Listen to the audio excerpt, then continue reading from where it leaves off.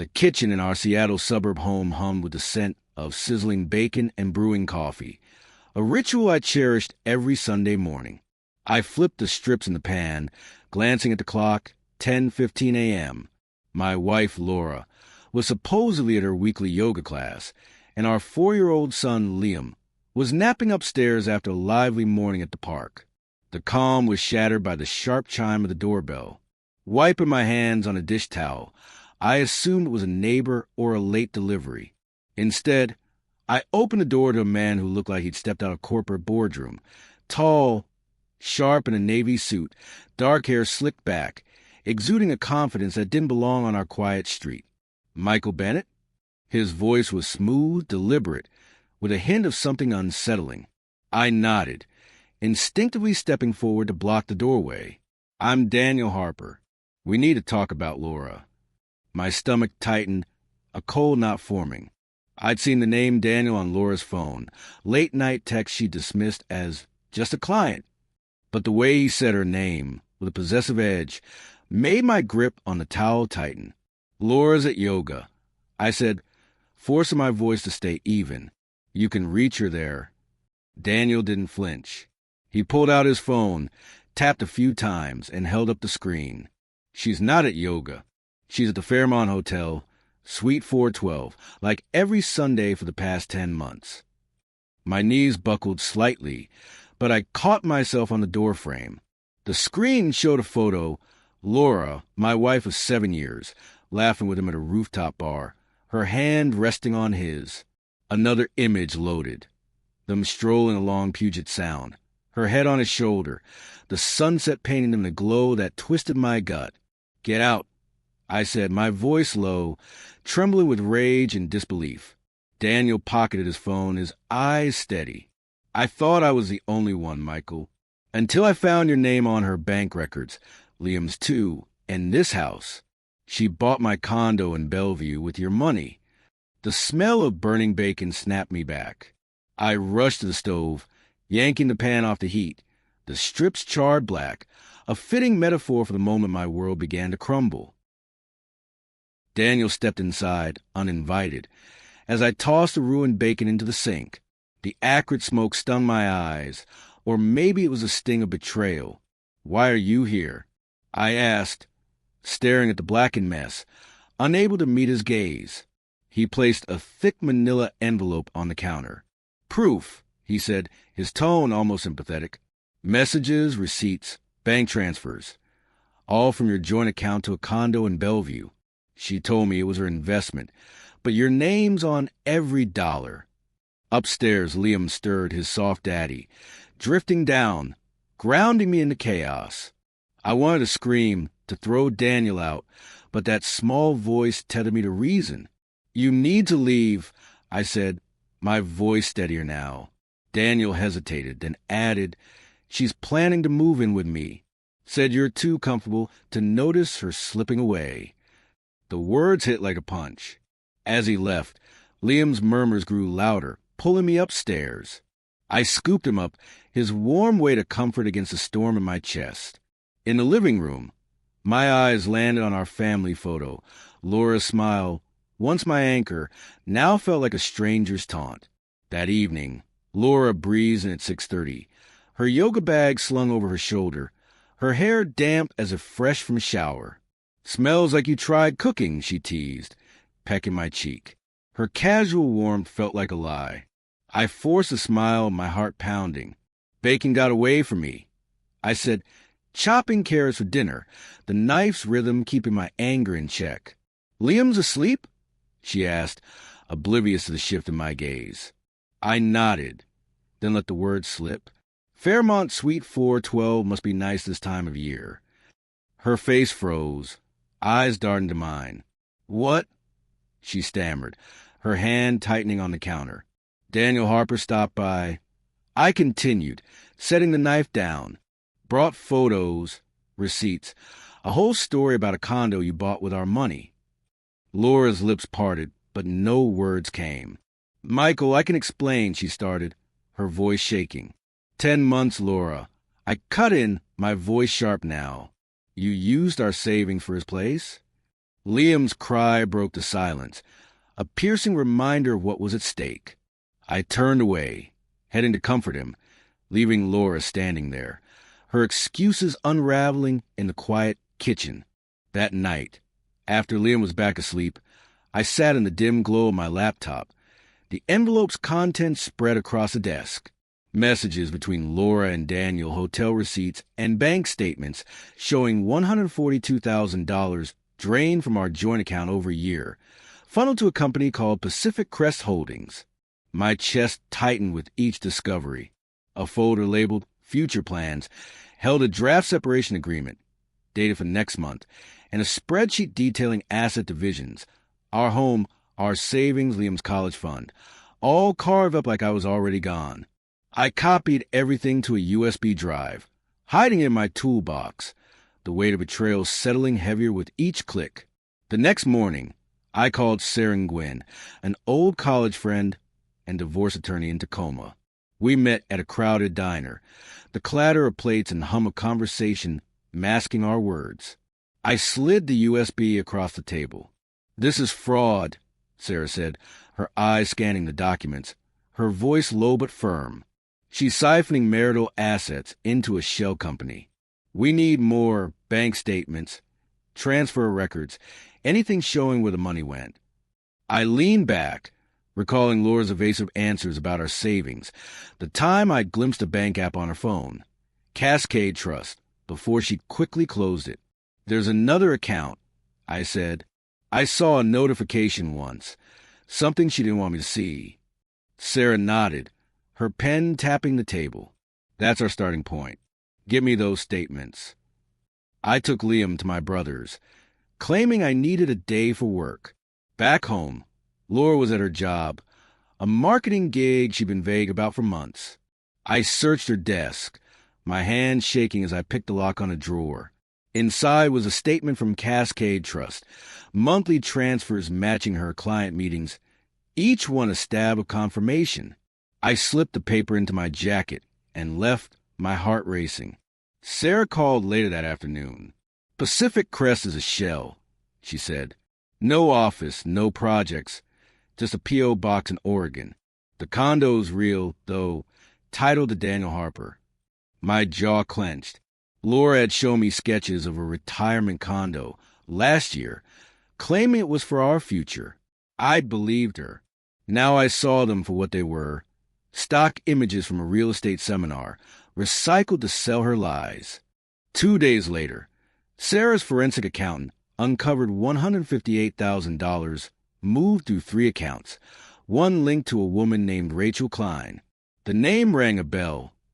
Laura had mentioned her Rachel as a work friend, someone she grabbed drinks with.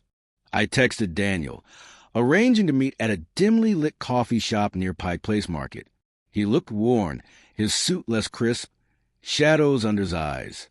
"Rachel Klein," I said, cutting to the chase. His eyes widened, and he slid his phone across the table. A photo showed Laura and a brunette in a cocktail dress, laughing at a Vegas club, Laura's arm around her. "She's Laura's cousin, or so she told me," Daniel said, his voice flat. "They're engaged.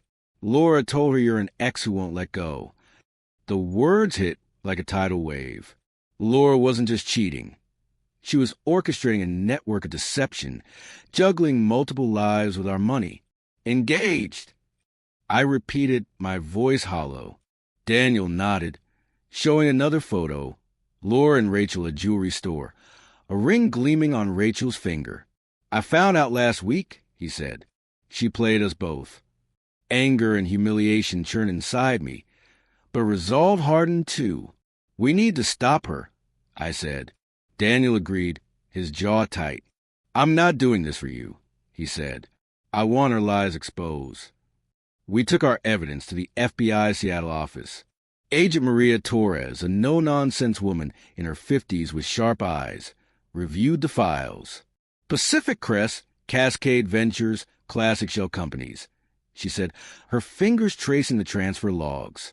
"If Laura's soliciting investments under false pretenses, it's wire fraud, maybe more." I mentioned Laura's upcoming charity gala at the Olympic Hotel, where she'd pitch a fake coastal development project to wealthy investors. Torres's eyes lit up. That's our chance, she said. We'll be there. The Olympic Hotel shimmered with chandeliers and the clink of wine glasses, a veneer of elegance masking Laura's deceit. She stood at the center of the ballroom, radiant in a sapphire gown, her voice smooth as she pitched her coastal retreat to a crowd of investors. I lingered in a shadow corner, a rented tux masking my nerves, a whiskey in hand for show.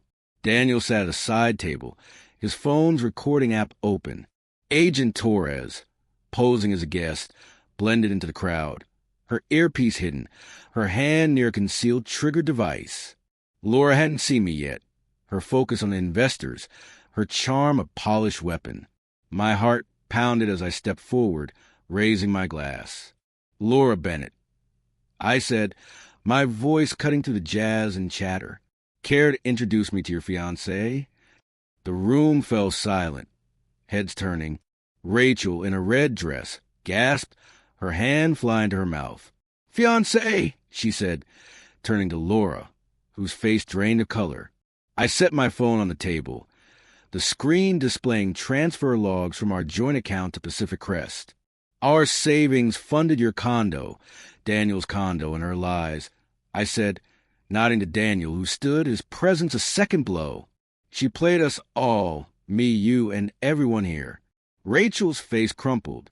Laura, is this true? She demanded, her voice breaking. Laura stammered, her composure cracking. It's not what you think, she began, but I cut her off. You used our money to build your double life.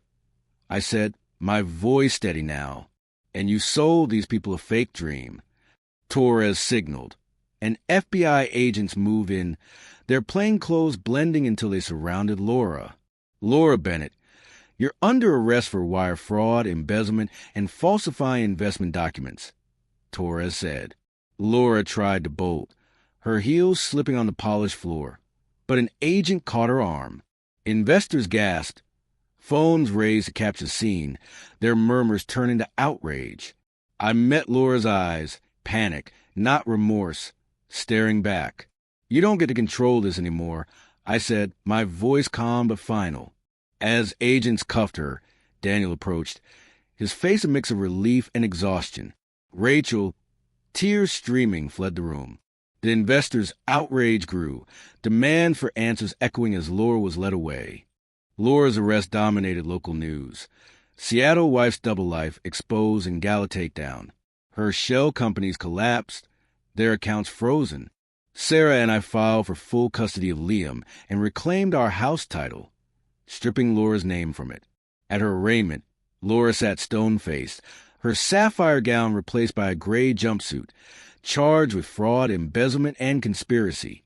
Her lawyer called, offering a plea deal, guilty for supervised visits with Liam. No, I said, my voice like steel. She doesn't see him.